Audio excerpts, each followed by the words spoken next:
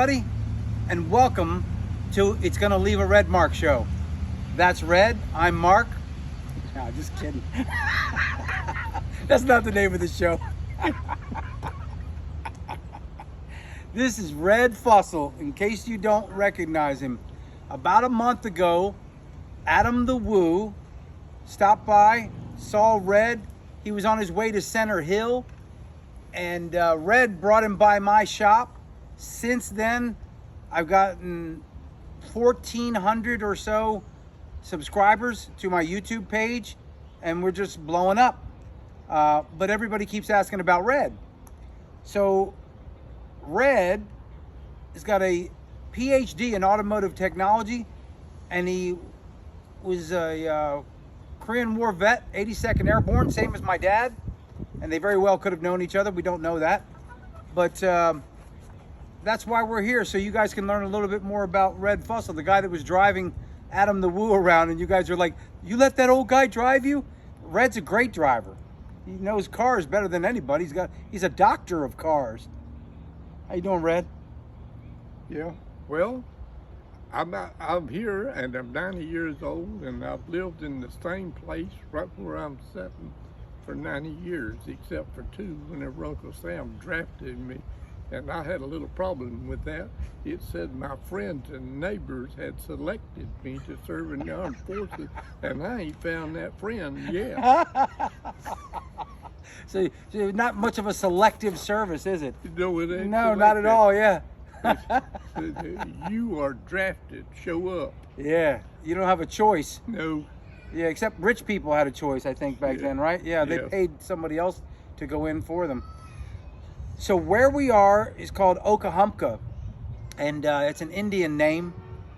Where I live, about a half mile up the street, Red told me that he and his father used to grow watermelons. I wish they still did. I love watermelon, but no more watermelons.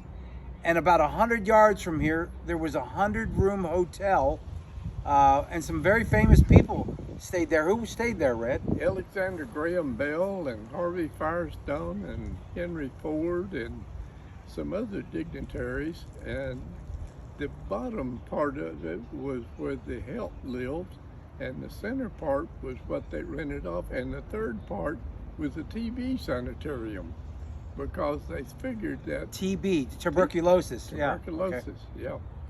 And Alexander Graham Bell grew goldenrods here to make the substance carbon black, which is in the tires today.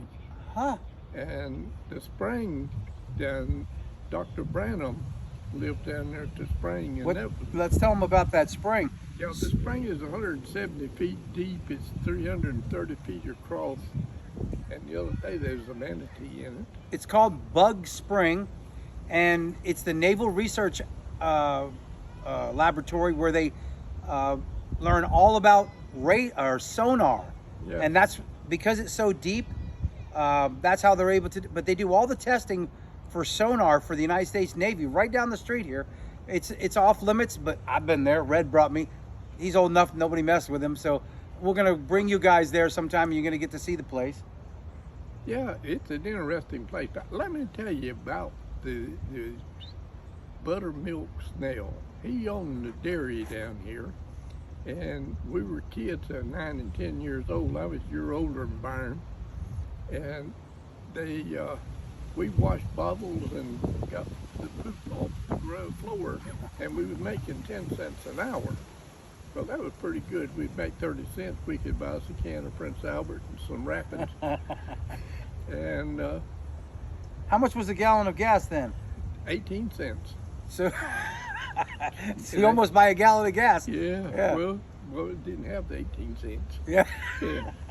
But anyway, we was late coming in on the bus, and whenever he paid us for the day, he only gave us a nickel. We worked 3 hours, and I said, "But I worked 3 hours." He said, "Yeah, but you was late. When you're late, I don't pay." Ah. I said, "Oh, okay." So I come home and I told my dad, I said, "Buttermilk snail down there, she's out 25 cents. I want you to go down there and shoot him." I figured that would be what I'd do. He told me, "Don't go down there anymore." That was good advice. That's good advice. But we went over on the depot, and we had our corncob pipes over there, and we had the rabbit tobacco.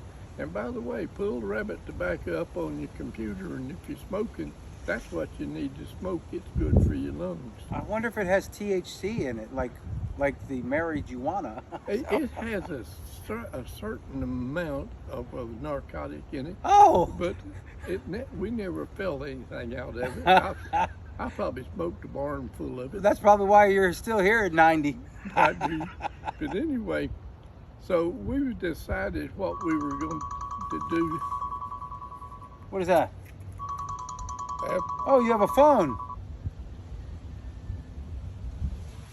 You can call him back. Oh, I'll call back. Red's a very popular guy. Yeah. But anyway, we sat over there and we smoked our pipes, and we figured out what we was going to do. We went back down the next day, and we soaked all them milk bottles up and put them in the rack. Well, we didn't rinse them. So soapy milk don't taste too No, good. not at all. Not a bit. Well, we boogied out and we got our 30 cents. There you go. And he come by the house and told my dad that he don't have to pay for that milk. It'd be ruined. My dad told him, he said, if you hadn't have cheated them out of their money, they wouldn't have done it. That's funny. And I stayed away from down there. Yeah, that's a good idea. Yeah. So, you've written 3 books about this area. Yeah, I You're have. you're like the world's expert on Okahumpka. What are the names of your books, Red? The tall sawgrass and The Tall Sawgrass. yeah, and if they look at all of the other Okay, so if you go on Amazon and look up The Tall Sawgrass by Red Fussel, you'll find all 3 of his books. Outstanding reading, especially about old Florida, you know, like Cracker, Florida, and all about this area. And you can find out the history, the deep, rich history and Indian history about this area here in Florida. And if you get the book and you read it, the old black man that I wrote about in there was Will James. And Will James was my friend whenever I was 5 years old, and he was my friend whenever I was 25 years old, and we buried him. Huh. And he wasn't but about 5 foot tall, and he stuttered, and he liked to drink. And we made up some wine. I'll tell you about that later on. Did he stutter less when he drank? Huh? Did he stutter less when he drank? No. Really? He called it swamp water. Swamp water. Okay.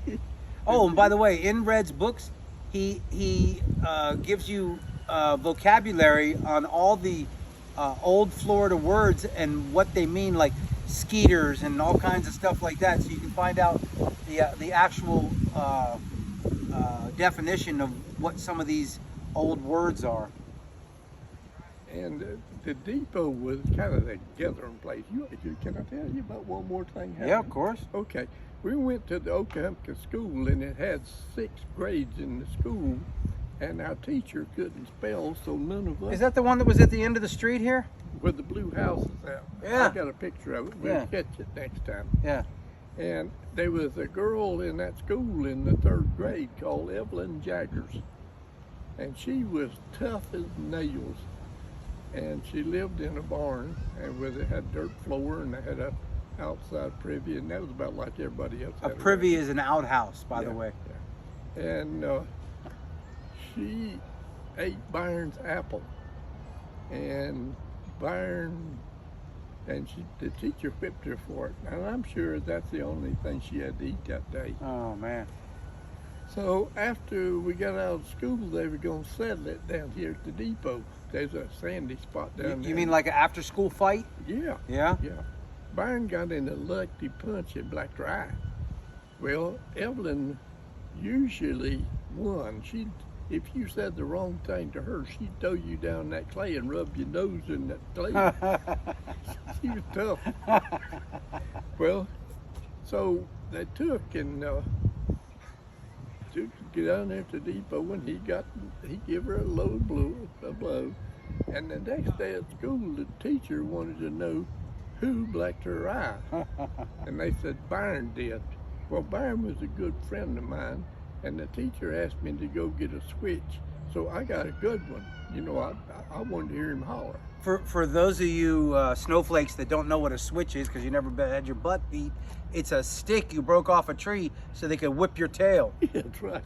Well, I got a plum tree, and it's got little knots on it.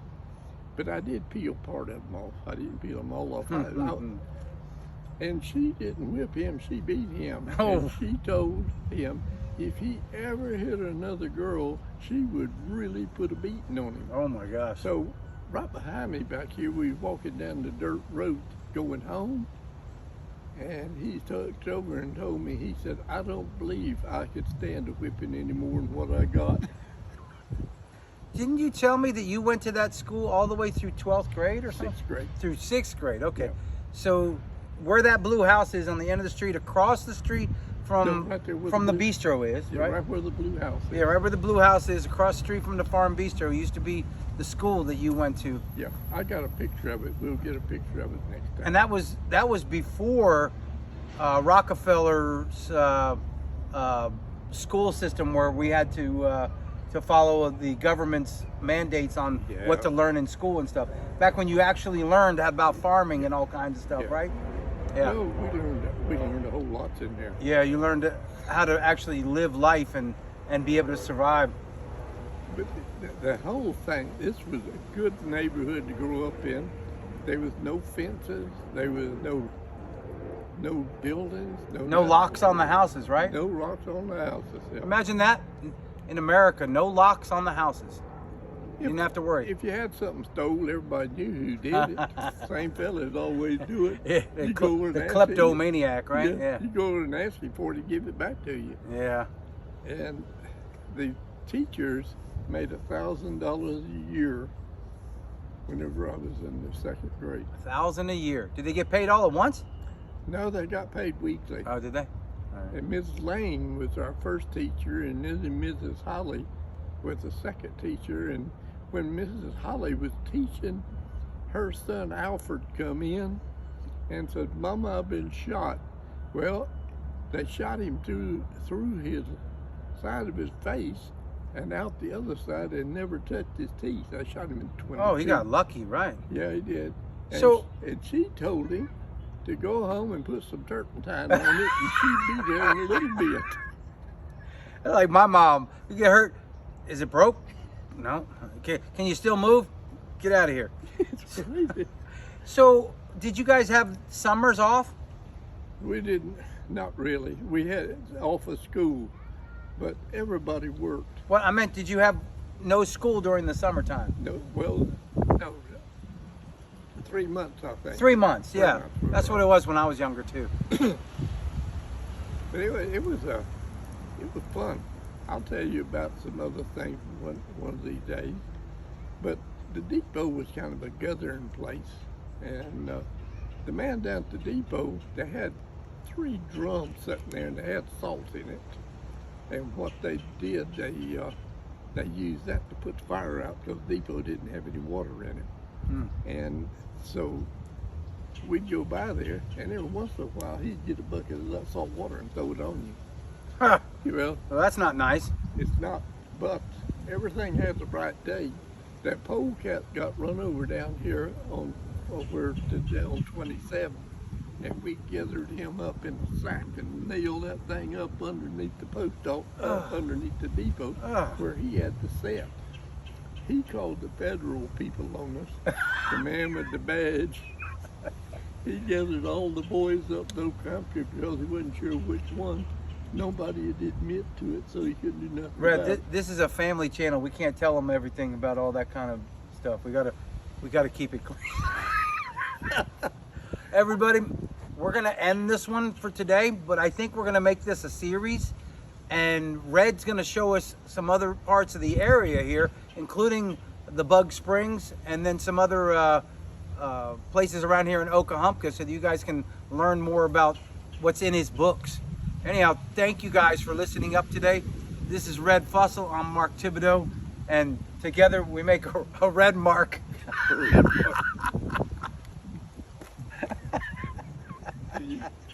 It worked that time. I know it did. I'm gonna Is that check. what you wanted? I think so. He's got one story after another.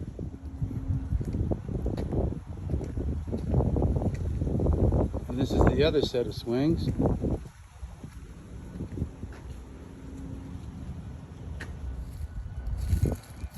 So this is Red's swings. He has 2 sets of these.